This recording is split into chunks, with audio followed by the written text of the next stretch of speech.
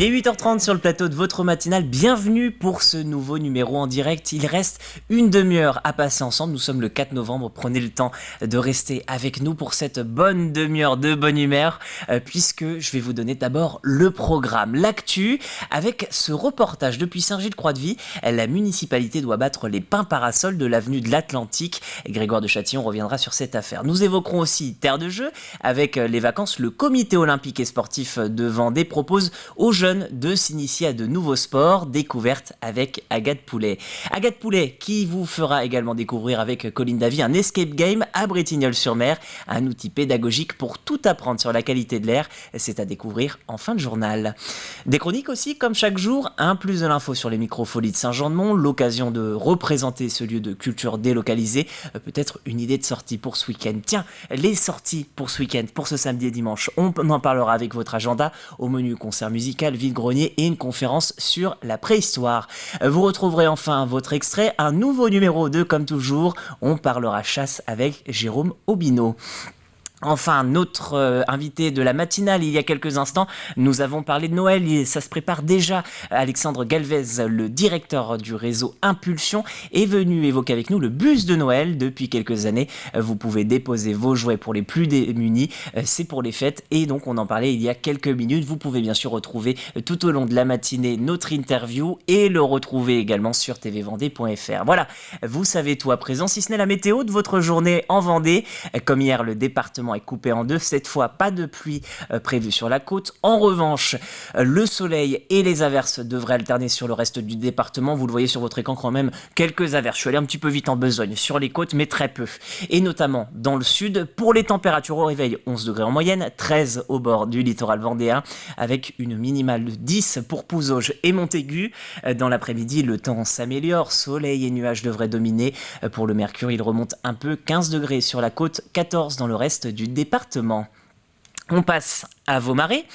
À l'approche du week-end, voici aussi vos horaires de marée. Si jamais vous voulez sortir le bateau ou emprunter le passage du Gois, la marée redescend puisque nous avons franchi donc le cap de la marée basse à 7h12. Donc elle est toujours un petit peu au plus bas, elle va commencer à remonter. Mais avant de parler des marées montantes, votre seconde marée basse prévue à 19h47 dans les mêmes conditions. Côté marée montante, 13h56 pour la prochaine puisque la dernière marée haute est passée. C'était cette nuit, peu avant 2h. Pour les coefficients, ça y est, il remonte également. 59 puis 65. Enfin, vos marchés pour faire le plein de provisions avec le week-end.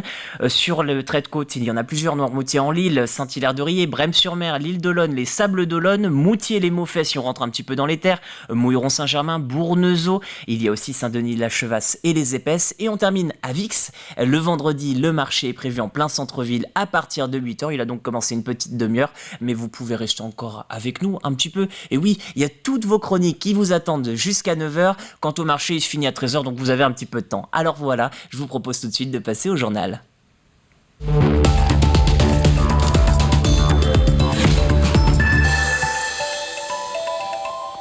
Et on débute avec le pin parasol, un arbre magnifique pour les parcs, en ville ou sur les ronds-points, mais sur les trottoirs, c'est une toute autre histoire. Saint-Gilles-Croix-de-Vie en a fait l'amère expérience, une avenue boisée de pins parasols va bientôt être rayée de la carte. L'abattage a débuté le mercredi 2 novembre, une mauvaise nouvelle pour la biodiversité et certains riverains, pour d'autres c'est plutôt un soulagement. Le reportage, Grégoire de Châtillon.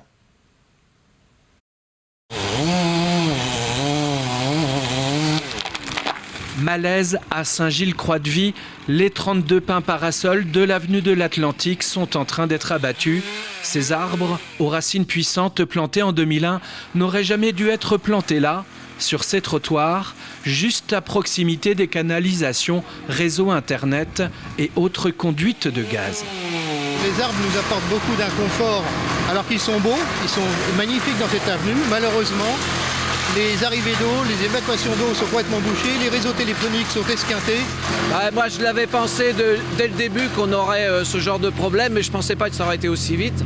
Et ça fait quand même depuis 5 ou 6 ans qu'on a vraiment des problèmes piétons, problèmes de réseau, problèmes d'allage chez les riverains, problème de houppier qui vient sur les balcons.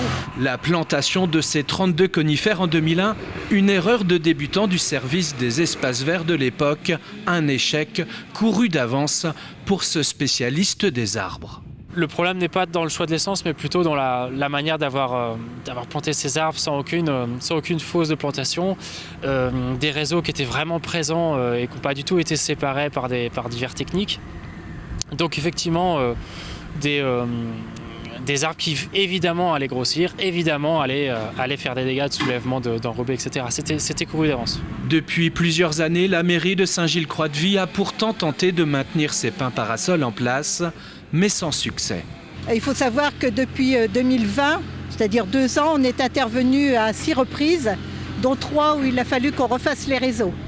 Donc il y a ça. Il y a aussi le fait que ça impacte les maisons d'à côté. Les racines déforment aussi les trottoirs, ce qui provoque des chutes. Ça nous fait mal au cœur de voir tous ces beaux arbres. C'est quand même une belle avenue. Mais à un moment où il faut prendre des décisions et malheureusement elles ne sont pas toujours de gaieté de cœur. Cette avenue de Saint-Gilles-Croix-de-Vie commençait à s'apparenter à un îlot de fraîcheur bien précieux avec ses pins trentenaires.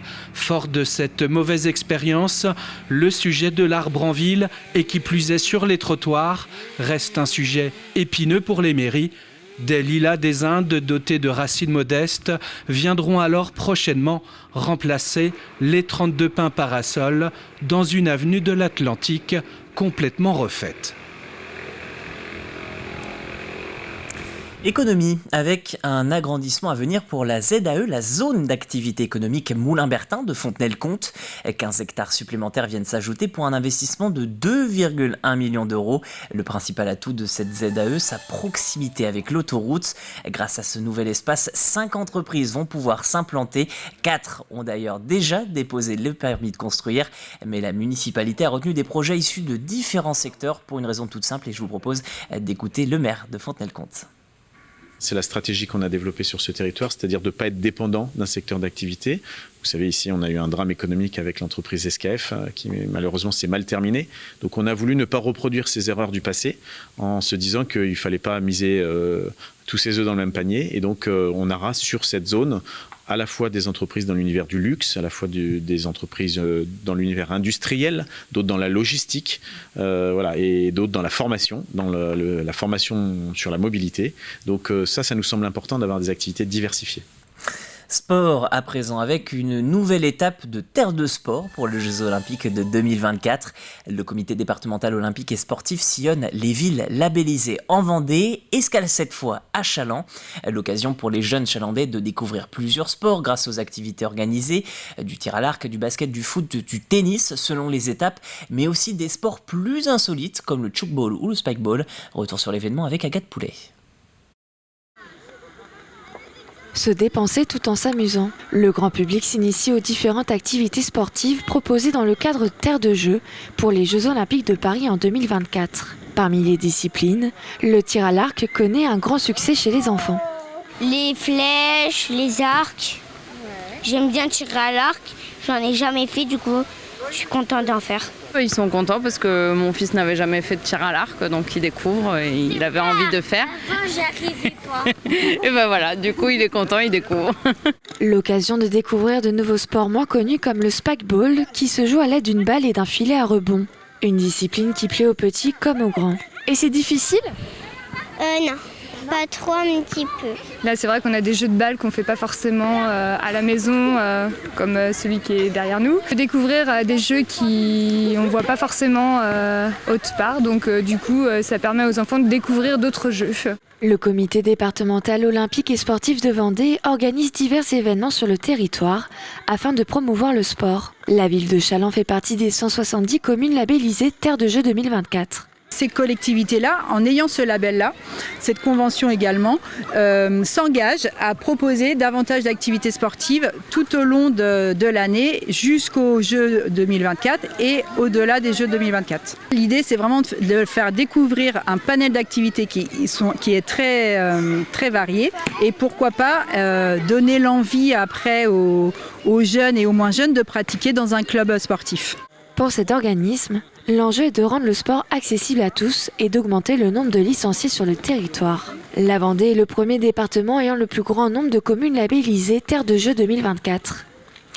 À Aisnay, la municipalité prépare une semaine dédiée à la notion du handicap du 14 au 17 novembre. C'est la première fois que l'événement est organisé. 4 temps forts sont prévus du handisport, une réunion d'information et 2 conférences. La première autour du trouble 10, une autre sur l'évolution et l'accompagnement du handicap. Une transmission de connaissances importante pour les élus. Trop souvent, c'est la méconnaissance du handicap qui freine cette inclusion. Le handicap, c'est une particularité de la personne, mais on est avant tout avec une personne. Notre enjeu, c'est ça, c'est de voir avant tout la personne, de voir ses compétences, ses potentiels, et du coup, de ne pas se focaliser sur le handicap. Les vacances ne sont pas finies et chacun trouve sa façon de s'occuper. Dans le pays de Saint-Gilles-Croix-de-Vie, la communauté de communes organise par exemple cet escape game avec RPI de Loire. Ça peut paraître anodin, mais nous respirons tout de même l'équivalent de 20 kg d'air par jour. Et il y a plein d'autres choses à apprendre dans ce jeu prévu pour durer une vingtaine de minutes.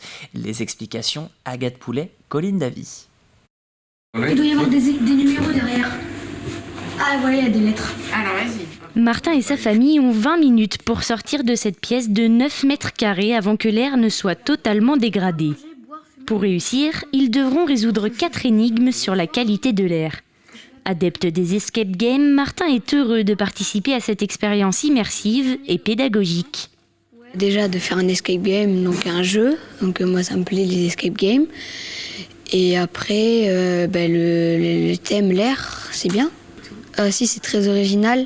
Surtout que c'est un thème important pour tout le monde parce que c'est pas bien de faire tout ça et de jeter des papiers, que l'air soit pollué et que c'est pour notre avenir après. En moyenne, on respire 20 kg d'air par jour. Au-delà du jeu, l'association RPI de la Loire souhaite transmettre des connaissances pour mieux comprendre les enjeux sur la qualité de l'air, mais aussi pointer du doigt certaines habitudes de notre quotidien. Cet outil Escape Game, c'est un vrai outil de sensibilisation qui permet de créer une vraie expérience. En fait, c'est un format immersif, innovant et ludique. On n'a pas totalement la main sur la qualité de l'air qu'on respire, mais en l'occurrence, oui, il y a un certain nombre d'actions qui peuvent être mises en place à notre échelle pour respirer un air moins pollué.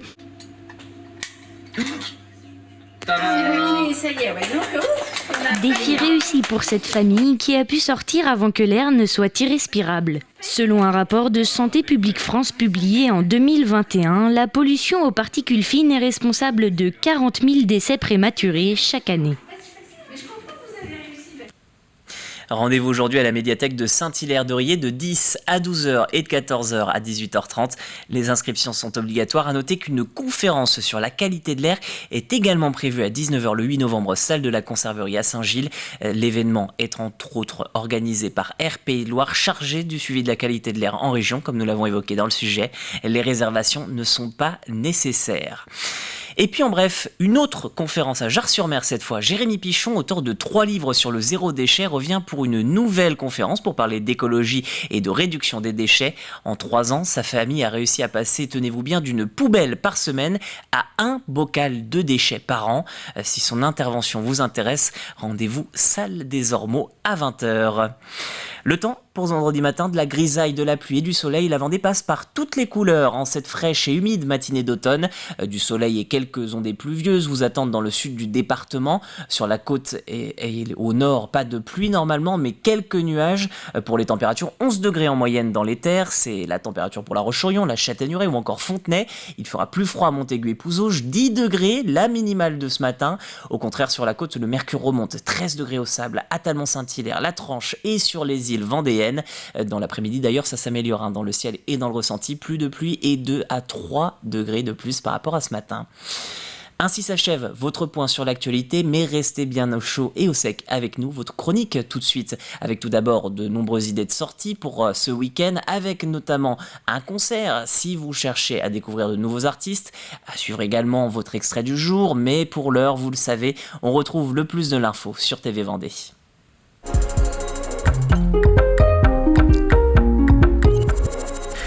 Le Plus Info avec les Microfolies de Saint-Jean-de-Mont. La semaine dernière, nous vous parlions de ce musée basé dans la maison intercommunale des services publics de la ville, un musée numérique pour découvrir le patrimoine et la culture nationale depuis la Vendée. La Microfolie projette en effet des œuvres virtuelles venues du Louvre ou encore du Quai Branly.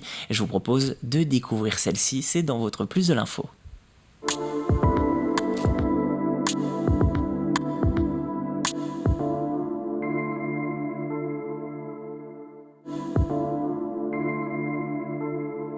Alors, la Microfolie, c'est un projet qui est porté par l'État, qui est coordonné par la Villette à Paris et qui se développe en fait sur plusieurs territoires en France, mais aussi à l'étranger. Toutes les Microfolies, elles comprennent un musée numérique. Donc c'est un écran et des tablettes qui sont reliés. Et l'idée, c'est de projeter des œuvres d'art, donc au départ de musées nationaux comme le Louvre, le Château de Versailles, la Philharmonie. Et grâce aux tablettes, en fait, on va avoir des informations complémentaires sur les œuvres projetées. Maintenant, on a 8 collections, donc on a aussi bien des œuvres nationales, régionales, étrangères. On a un petit peu de tout et plus de, je crois, 1500 œuvres maintenant dans le musée numérique. L'idée, c'est d'avoir un accès à la culture au plus proche de chez soi pour déjà avoir une première appétence, comprendre un petit peu ce que c'est la culture, découvrir, mais aussi les nouvelles technologies. Des technologies, on n'a pas forcément l'habitude de les utiliser, donc ça permet aussi de démocratiser l'accès au numérique. Ça remplacera jamais un musée traditionnel, mais ça permet de susciter un premier intérêt au plus proche de chez soi. Le musée numérique, c'est vraiment le socle commun et ensuite chaque territoire, chaque collectivité fait le choix d'avoir d'autres modules. Nous, à Saint-Jean, on a un Fab Lab, donc un laboratoire de fabrication avec des grosses machines qui sont pilotées par ordinateur, une brodeuse numérique, une floqueuse et une imprimante 3D. Et l'idée, c'est de faire des choses par soi-même, mais aider de ces machines. Et notre dernier espace, c'est la réalité virtuelle, avec un espace un peu plus convivial, avec un canapé aussi. Donc l'idée, c'est d'avoir des vidéos à 360 pour découvrir des courts-métrages d'Arte, de l'Opéra de Paris, d'Ubisoft aussi maintenant. Et donc de plonger comme ça dans des univers un petit peu différents tout autour de nous, avec des fauteuils qui nous permettent de pivoter pour voir la vidéo en entier. Donc il y a une programmation qui est faite de septembre 2022 à juillet 2023, avec des animations effectivement dans la Microfolie, mais aussi quelques événements hors les murs. Je pense notamment le premier, ce sera Enfantine, le festival pour les tout-petits au Perrier. En novembre, on continuera avec Marée Noire, un festival autour du polar. Et donc la Microfolie s'associe comme ça à différents événements hors les murs pour aller à la rencontre du public. Finalement, il n'y a pas vraiment de public cible. On se rend compte que, vu qu'il y a différents espaces, chacun trouve un peu l'espace qui lui plaît. Et puis, même si on vient pour la brodeuse, en fait, le musée numérique est quand même allumé à côté. Donc, les visiteurs ont tendance à jeter un œil et puis se dire « Ah, finalement, je vais revenir pour visiter le musée numérique ». La réalité virtuelle, effectivement, c'est pas forcément inné pour les personnes les plus âgées. Mais j'ai quand même des retraités qui sont revenus plusieurs fois parce que finalement, ils sont devenus un peu adeptes. Voilà. Donc, il n'y a pas de public cible. Il y a des familles, des personnes plus âgées, des personnes seules qui recherchent aussi un contact, le lien, en fait, avec d'autres personnes. Donc voilà, c'est assez varié et c'est tout l'objet aussi de la Microfolie, de créer du lien et d'être un lieu de vie. Profitez-en, la Microfolie de Saint-Jean-de-Mont est ouverte du mercredi au samedi de 10 à 13h puis de 14 à 18. Plus de 1000 chefs-d'œuvre sont ainsi disponibles. Ça peut vous donner une envie de sortie pour ce week-end. Si vous n'avez pas encore trouvé ce qui vous fait l'affaire, c'est pas grave, on a la chronique sortie, c'est tout de suite sur TV Vendée.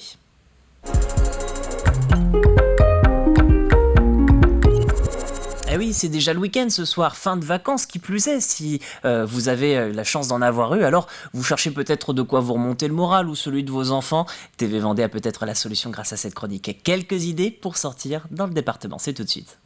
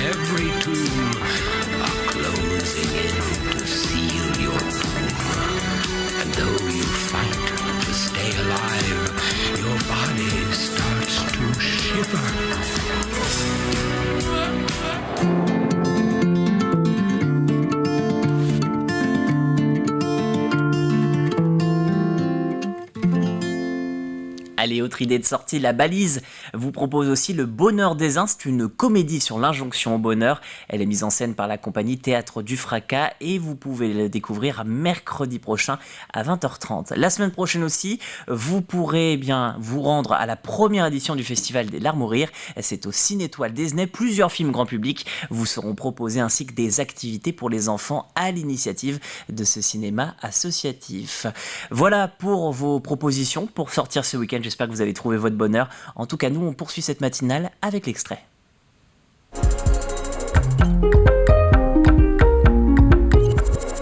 Votre extrait avec un inédit de Comme toujours. L'émission ne sera diffusée que demain, mais nous vous proposons de découvrir dès aujourd'hui cet extrait. Les Jean-Pierre et Jérôme Aubineau reçoivent la société de chasse d'Aubigny-les-Clouseaux. Petite particularité, le président est une présidente. Je vous propose de découvrir Frédéric Trichet.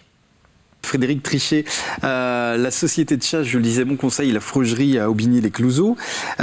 C'est quoi l'histoire? C'est une société qui existe depuis longtemps? Non, elle existe depuis 2009, créée par notre ancien président de chasse, Jean-Louis Clément. Oui. C'est deux fermes qui sont ralliées, une ferme de céréales et une ferme bovine en fait. Donc ça représente à peu près 260 hectares. Voilà, sur laquelle on peut chasser. Pour combien de chasseurs, combien de membres? On est 14 membres. 14, et depuis 2009, on a à peu près les mêmes chiffres? Non, on a été 17 et on est retombé à 14. D'accord. Et vous êtes affilié à la fédération? À la fédération de chasse, oui, tout à fait. Et quelles sont les missions justement de cette société de chasse? Régulariser la population des espèces, réintroduire tout ce qui est faisan, perdrix aussi sur le territoire, car il y en avait de moins en moins. Après, il y a des espèces qu'on ne peut pas chasser, comme le lapin, le lièvre, sur certains territoires. Nous, le nôtre en fait partie, donc on ne les chasse pas. D'accord. Donc et après, on régularise la population, sanglier, chevreuil. Donc il y a une vraie mission de conservation. Le chasseur est un amoureux de la nature? Il faut être amoureux de la nature. C'est vrai. Oui, et des animaux aussi. Et de la biodiversité. Voilà. Il y a un véritable enjeu et les chasseurs contribuent à ça. Ah oui, ils sont tout à fait respectueux de la nature. C'est un rôle très important. Ouais. Comment, c'est quoi la période de chasse? Comment c'est régulé? De septembre à juin, en fait, on a le droit de chasser. Donc, toute espèce. Après, jusqu'à fin février pour le chevreuil, jusqu'à fin mars pour le sanglier. Ouais. Donc, voilà. Après, on a des bracelets de chevreuil, sanglier, on ne fait pas n'importe quoi. D'accord, donc ça c'est très réglementé. C'est très réglementé, oui. Ouais. C'est-à-dire que pour le chevreuil, ça va être une chasse bien précise? Oui, tout à fait, oui. Donc par exemple, nous cette année, on a 4 bracelets de chevreuil, donc on ne peut pas aller au-delà. Pour le sanglier, on en a 3. Par contre, après, on peut en demander d'autres à la fédération, en payant bien sûr nos bracelets. Voilà pour cet extrait du jour. Avant de se quitter, il nous reste encore une petite chose à voir et c'est pas la plus... elle est importante quand même. C'est votre jeu sur le plateau de la matinale.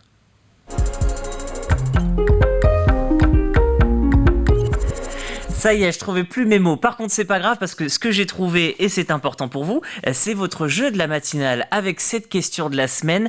Quelles sont ces traces que vous pouvez apercevoir sur la plage de Talmont-Saint-Hilaire? Alors, ce sujet, vous avez eu l'occasion de le découvrir tout au long de la semaine. C'est un sujet de Cyril Guillet avec bien sûr un indice. Aujourd'hui, Spielberg en a fait des films. Si vous avez trouvé la réponse, vous vous rendez sur tvvendée.fr dans la rubrique Jouer et vous entrez votre réponse sur tvvendée.fr, rubrique Jouer. À gagner cette semaine, vous le voyez sur votre écran, 2 fois 2 places pour le Vendée Chalent Basket. Vous pourrez assister à n'importe quel match, y compris celui que vous souhaitez, à condition, et oui, il y a une petite condition, que ce soit un match de la Nationale 1 masculine. Voilà pour ce jeu, vous avez tous les éléments et toutes les infos. Il ne me reste plus qu'à croiser les doigts pour vous et comme on dit aussi, bien sûr, à vous dire au revoir. Et oui, c'est la fin de cette matinale pour cette semaine. Lundi, vous aurez la chance de retrouver Caroline Tronche. Quant à moi, c'était un plaisir de vous accompagner tout au long de cette semaine. Je vous souhaite une bonne journée et à bientôt sur TV Vendée.